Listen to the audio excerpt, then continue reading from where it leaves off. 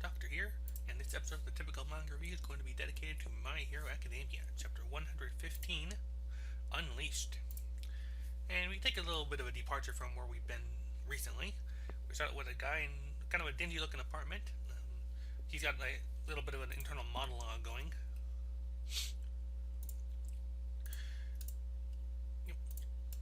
Yeah, it's like a real long internal monologue. It kind of opens up with knowing who you are is what really matters.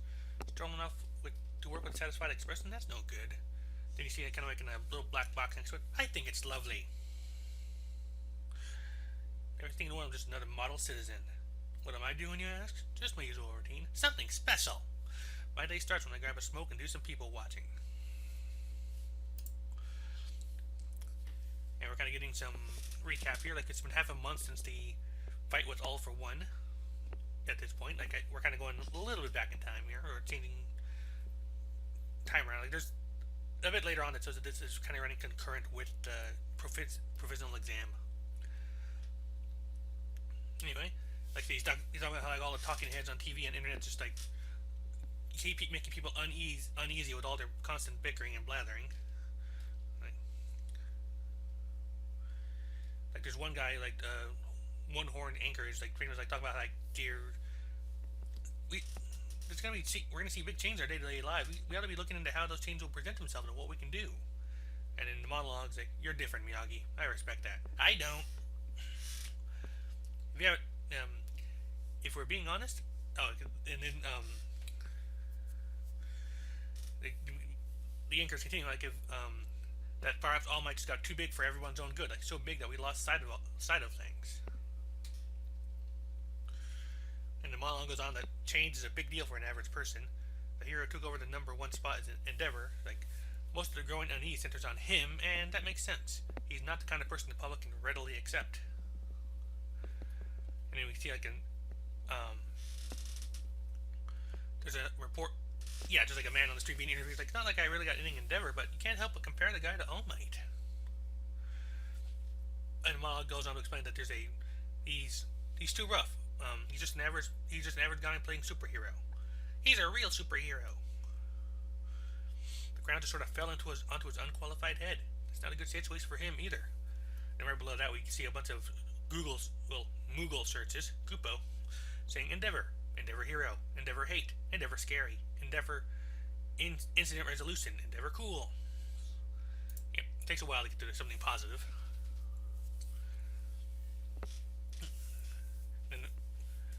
So we get some more news reports. Some news speaks about Endeavor. Like, his record of resolving incidents is impressive, but there's all too many cases where he took things too far because of his violent temperament, and his support relies on far more on the 20 and 40-year-old male demographic than All Might. And they're going like, we shouldn't passively protect the status quo. Isn't it our duty to bring back a culture of excitement around heroes, rather than harping on the negatives? Let's think about the positives. The guy turns off the TV, gets himself dressed. You think to himself, like, the fading symbol isn't about power, it's about people's hearts and minds. Miyagi knows that. It's about power.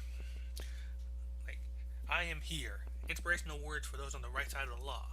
For others, though, that phrase was like a curse. Those true to themselves, when that curse is lifted, of course this is what you get. And we see a gang just like smashing through windows, like actually stealing a cash register. Our monologuer just kind of watches on, like noting that some people never know what to do with their own quirks. They give in to temptation. So things like what the robbery we're seeing here is actually pretty common.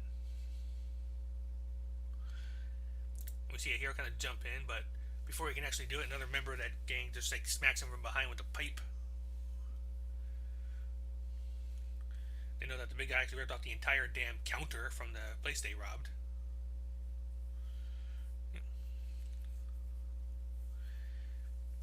And these guys call themselves the Reservoir Dogs. Like, remember the name well, as he flips off the hero they're escaping from. Monologuer knows that the running a red light's not as scary when everyone's doing it. It's getting a lot more common now to team up and plan heists like that. Still, what we're looking for is a little more, but then his thoughts are interrupted by a phone call. A guy named Girin, and he's like, "It's been a while. How you doing?" And apparently the guy is actually pretty busy. Like, he's so busy he can scream with joy. Past week or two, they've been moving serious numbers of costumes and accessories to the black market. Demand has practically doubled. All thanks to the League of Villains. You idiots sure have charisma, I'll give you that. Good to hear. No, it's not. Shut up, damn it. So, what is it? I'm busy over here. I got nothing but time. Haven't been in touch with you. I haven't been in touch with Dobby. Do you know where he is? Apparently, Shigaraki wants to round up the whole gang. They'll probably try to get in touch with you again at some point. I already know. I didn't know. Don't talk out of turn. Okay, I can tell you're busy. Take it easy.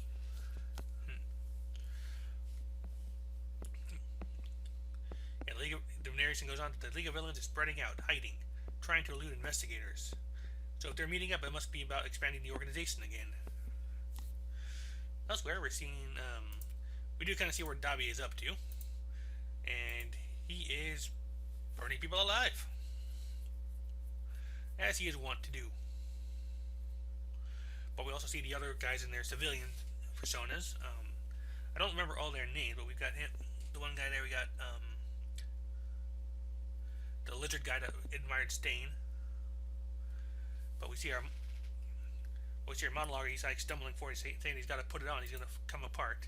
At that point, he slaps on a mask, which basically reveals himself to have been the League of Villains member twice. As if the speech pattern didn't know. I think people apparently like mixed up about this, but the speech pattern really gives it away, so I don't quite get that.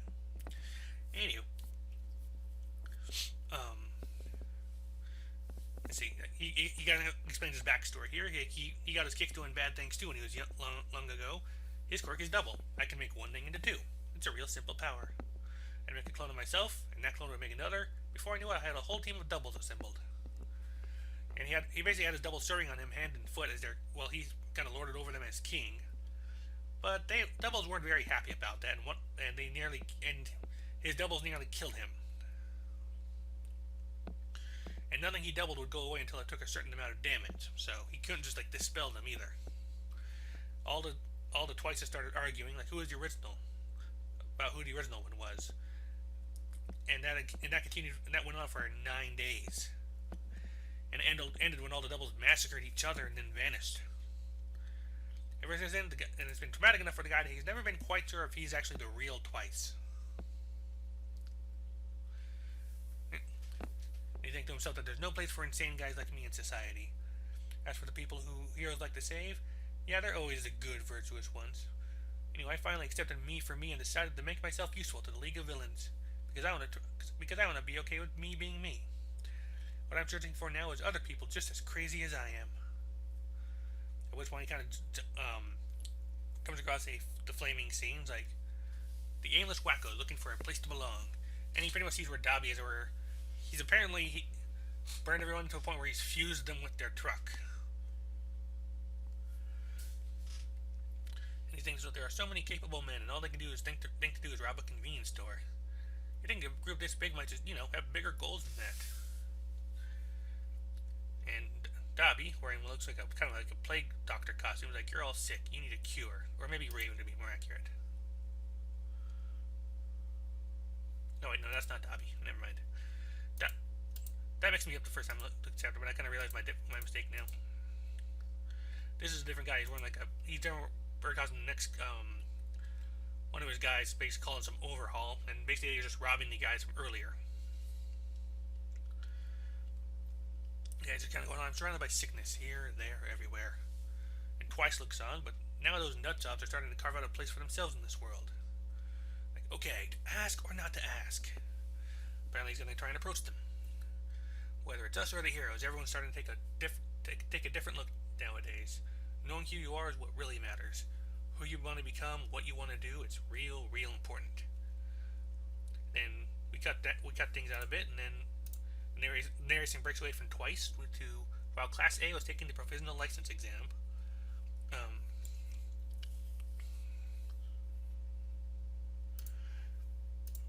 Then we see him there's a person talking about how the second half must be starting soon or already has. I was under the impression you're going to focus on your role as an educator going forward. So what do you want from me? And we had a double page spread of All Might in his desiccated form, but also in costume, which just hangs off of him. across the glass from All for One. And apparently All Might is just hoping to settle things for good. So that's going to be very hyped.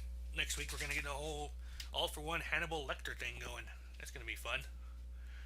I'm actually serious, but I'm not being sarcastic. I do want to see that. Because that's where the chapter ends, and I do want to see where this goes, because there is so much potential for revelation, or even if there's nothing revealed, All for One could just be screwing with All Might the entire time. So that's going to be fun. And like I said, I've seen some discussions on this, and it seems like some people were thrown off by who Twice was early on. Like, apparently they didn't realize it was him, but to me, it's like, it was obvious immediately, because you have the whole contradictory speech pattern going. Like, he'll say one thing, and then he'll say the exact opposite. That made him one of the most memorable guys for me, though I couldn't remember his appearance enough. Perhaps fittingly, I've seen also people refer to him as Deadpool, which also the mask, and also how he seems to be like narrating to nobody. Or maybe he is narrating to us. That could actually be a thing. And this chapter seems to give us like a pretty good look into how the world is changing without All Might. Like, as it was said, the villains are getting a lot more brazen. And it's probably telling as well that this is if all these things are happening concurrently, like, in other words, if all this is happening during the provision licensing exam, does that mean that Shigaraki was already bringing everybody together before Toga called with Deku's blood? Not quite sure on the timeline on this one though. It's like if the scenes with Twice are happening after the test and then we go back in time, or if it's all happening in one period. There I am not so sure. Anyways, a couple of other quirks of powers we have. We have Dabi, who's pretty much just like burning people. We actually see like a burned out corpse in front of him. And having him pop up and be mentioned right on the heels of like a big thing with Endeavor, it does make me wonder. It does kind of put some fuel on the fire, pun intended, of the theories where Dabi is a Todoroki. Because I know that has been suggested. I admit, on my first read through, and even now during the review, I was a little caught off guard by the Raven Mask guy overhaul. I thought that was Dabi as well. Now it's just his costume, but that was my mistake. So, but it does explain, like, I was actually confused by the whole how they seem to be fused with things. Because what happens here, if we see the big guy from that gang that ripped off the convenience store counters, like, his face is fused with a tire. And we're seeing like a few other things here as well. So that has a potential in there. I wonder if Twice is considering like going up to them and proposing the League of Villains to them. I had a feeling that would be like dark but funny, because Twice is not the best choice of spokesman.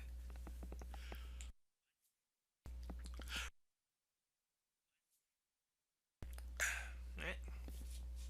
Yeah, Twice isn't the best choice of spokesman that I can think of. Then again, I don't know. I mean, if he does, seeing this guy meet with Shigaraki could be a deal, so that could be interesting. Let's see here. Like there's a lot of world building in this chapter. Like, not like theorizing fodder, at least except for what might happen between All for One and All Might. And then we just have like the two of them together, so it's hard to. That's all we get, so we don't even know what they plan on talking about. Though I do imagine All Might's definitely going to bring up Shigaraki and his connection to Nana Shimura. That's going to be the big one. And maybe you can find out like how he knew about Deku. But yeah, we're getting more. But it doesn't look like the next few chapters are going to be building up on the League of Villains and the bad guys here. Which makes sense, because we just had that big confrontation. We had the test with the school. We have the focus on Deku and the heroes, students. So it makes sense we'll be seeing that.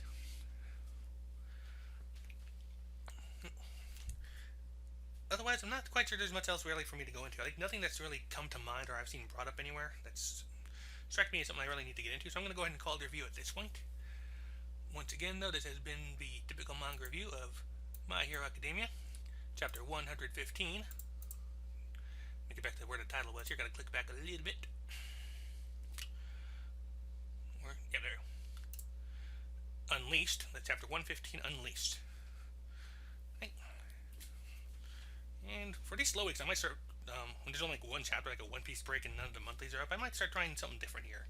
Don't know if I'll get to it this week, but maybe next time it comes around, I'll figure something out. I've got a little idea I've been thinking of here. It's based off a TV Tropes forum that I like called Under the Radar, where I'll talk about like a interesting manga that doesn't get like a lot of publication or a lot of attention.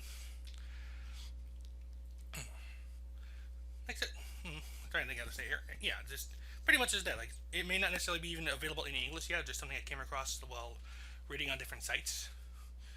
But or just something I see kind of recommended from that thread. I've got a couple ideas in mind already of my own. But like I said, if I don't do it this week, I'll definitely try and look into it next time we get just a one chapter deal here. Get something a little different going. See how it works. But until then, you have a good rest of your week. I'll see you next time, and bye bye.